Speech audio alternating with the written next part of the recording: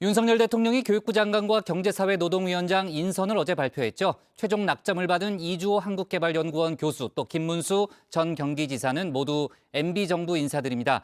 정치권에서는 관련 논란이 벌어지고 있는데요. 정치 인사에 대해서 자세히 짚어보겠습니다.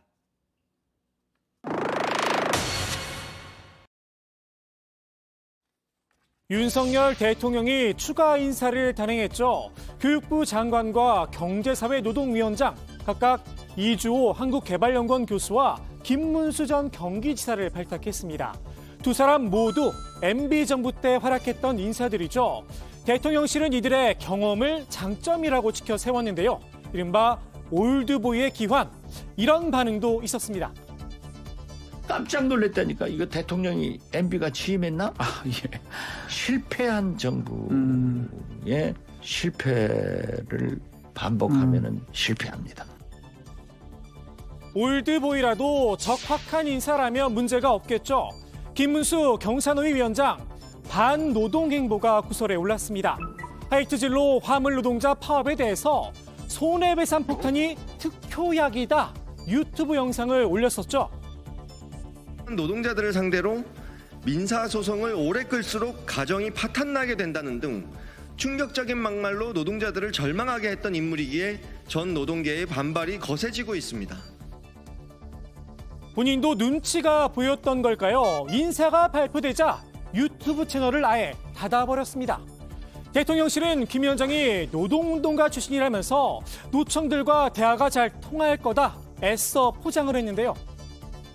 특히 그 노동 현장에 경험이 많으셔서 정부 또 사용자 또 노동자 대표 간 원활한 협의 및 의견 조율은 물론 노동계의 반응, 대통령실의 기대와는 달랐습니다. 민주노총, 아예 경사노위 불참을 선언했습니다. 한국노총도 조건부적인 입장을 취했는데요. 노동계가 환영할 만한 인물이라고 말하긴 어렵다면서 과거 김 위원장이 보였던 극우적인 모습을 재현하지 말아달라 경고의 메시지를 냈습니다. 김 위원장의 극우 행보, 탄핵 사태 이후 태극기 부대에 합류했던 점을 콕 찍기도 했습니다. 촛불이 겁이 나서 만약 대통령을 탄핵한다면 이런 헌법재판소를 탄핵해야 되지 않겠습니까, 여러분?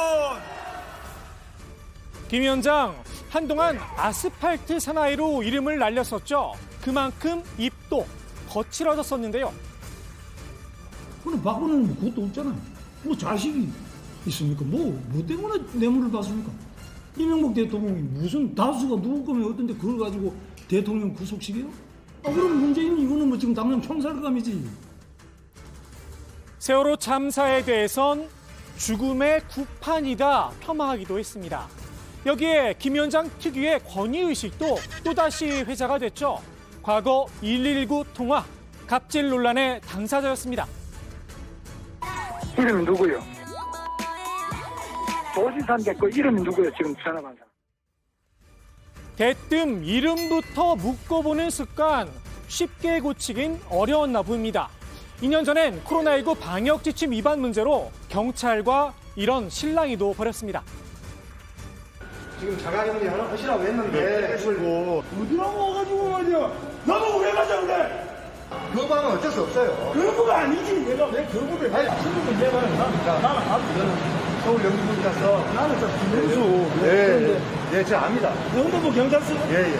내가 김문수인데 왜 가자 그러냐고. 아니 내가 국회의원 3번 해서. 보통은 경찰이 신분증을 먼저 요구하는 게 일반적이죠. 내가 김문수다, 국회의원을 3번 했다는 외침, 귀에 쏙 박힙니다. 반노동 성향의 극우 인사, 대통령실은 노동개혁의 적임자라는 평가도 내놨는데요. 윤석열 정부의 노동개혁 과제를 보다 적극적으로 추진할 수 있는 적임자라고 판단합니다. 어떤 의미에서 적임자인지 정치권에선 의심의 눈초리를 보내고 있습니다. 노동계의 경사노위 불참을 유도하기 위해 일부러 김 위원장을 앉힌 게 아니냐는 겁니다. 김문수 전 지사는 그 노동계는 머리부터 세탁해야 한다 이렇게 했던 반노동 인사입니다. 노동계가 경사노위에 불참하게 유도하고 그것을 빌미로 노동계약을 추진하겠다는 건 아닌지 아주 심각한 우려가 듭니다. 전광훈 목사를 부위원장으로 임명만 안 했으면 좋겠다. 대통령실이 강조한 노동개혁. 속내는 노동계가 반대하는 노동유연화 아니냐 나를 세우기도 했습니다. 윤석열 정부가 유연화하겠다는 건 노동이 아니라 노동자의 목숨줄입니다. 실제 얼마나 더 유연해져야겠습니까? 대우조선 하청 노동자들의 투쟁 보셨죠? 유연하다 못해 허리가 꺾였습니다. 이주호 교육부 장관 후보자는 과거 MB 정부 시절 내놨던 교육정책의 도마에 올랐습니다. 입학, 사정관제 등 대학 자율화를 추진했었죠. 자율형사립고와 마에스터교 확대 등 이른바 수월성 교육의 정책에 방점을 찍기도 했습니다. 정교조는 이 후보자가 경쟁과 서열, 경제 논리에 입각한 교육정책을 펴왔다며 반발했는데요. 학생들을 경쟁교육으로 몰아넣은 장본인이라는 겁니다. 보수 성향의 교총도 장관 시절 정책의 긍정과 부정평가가 엇갈린다고 지적했는데요. 이 후보자는 경제학자 출신이죠. 교육 현장 경험이 없다는 점도 우려를 했습니다. 이 후보자는 오늘 직접 입장을 밝혔는데요. 교육 주체, 특히 대학의 자율성을 보장해야 한다는 자신의 생각을 재확인했습니다. 교육 주체들에게 자율과 자유를 최대한 허용하는 것이 교육의 바람직한 발전을 빨리 유도할 수 있는 세상의 방법이라고 생각을 합니다. 우리나라처럼 대학을 산하기관 취급하는 나라는 없습니다. 아까 제가 자율의 원칙도 중요하다고 말씀드렸지만 지금 정말 대학이 우리 청년들에게 희망을 주는 중심기관이 돼야 되고 또 지역 발전에서도 허브 역할을 해야 되는데 교육부의 산하기관처럼 그렇게 되면 안 되거든요. 대학의 자율성, 입시 문제와도 맞물릴 수밖에 없겠죠. 이 후보자는 학생 선발은 대학에 맡겨야 한다는 소신을 밝혀왔었는데요. 수능제도 같은 경우에는 이제 장기적으로 이렇게 교육개혁위원회 같은 걸 통해 가지고 자격고사화 한다든가 점점 비중을 줄여야 되고요. 대학들이 정말 미래가 필요한 인재들이 어떤 인재들인지를 고민해 가지고 이제 입시를 해야 되는 것이고요. 한 판의 승부가 끝나는 것이 아니고 예, 가능하면 많은 아이들을 뽑아가지고 그 아이들을 잘 키우는 대학도 나와야 되는 겁니다. 정유라와 조민으로 대표되는 공정성 문제, 사후 징벌로 해결할 수 있다는 생각입니다. 우리가 지금 정유라 이화여대 부정입학 결국 법원까지 판결을 냈으니까 그렇게 볼 수밖에 없는데 그 사학 비리라는 얘기가 끊임없이 몇십 년 동안 계속 해오지 않았습니까? 그럼 뭐 입학을 시키면 그 입학 부정으로 돈을 챙겨서 학교만 배불리는 거 아니냐. 사전 규제보다는 사후 징벌을 강화해야 됩니다. 기본적으로 자율 기조로 가되 정말 사회적으로 용납이 안 되는 것들에 대해서는 강하게 징벌을 해야죠. 글쎄요, 사후 징벌이라 어찌 보면 사후 약방문이겠죠. 이미 피해를 본 입시생들의 구제 문제도 쉽지만은 않을 듯합니다. 교육에선 보수와 진보를 떠나 사학 비리가 커질 수 있다 우리의 목소리가 나옵니다. 여기에 수험생들의 입시 준비에 대혼란을 줄 수 있다는 지적도 뒤따랐습니다. 정치권에선 이 후보자가 강조한 대학의 자율성, 결국 시장 경제 체제에만 초점을 맞춘 인재 양성 교육으로 흐르는 게 아니냐 나를 세우기도 했는데요.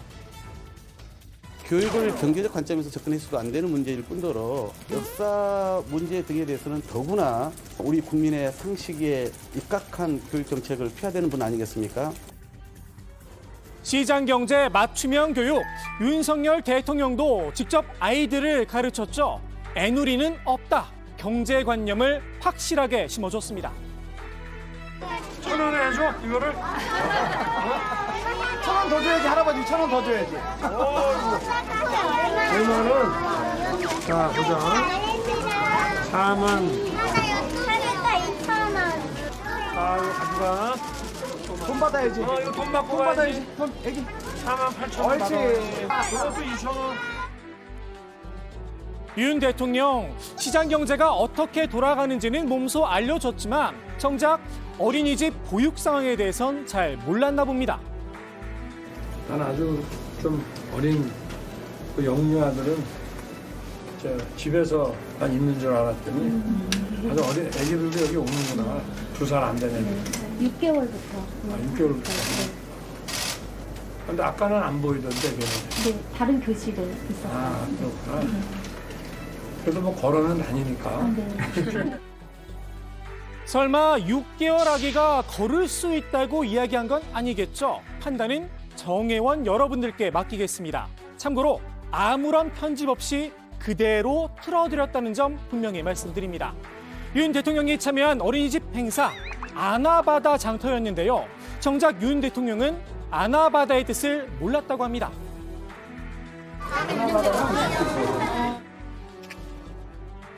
윤 대통령의 이번 MB 인사 중용 뒤늦게 깨달은 아나바다를 몸소 실천한 건지도 모르겠습니다.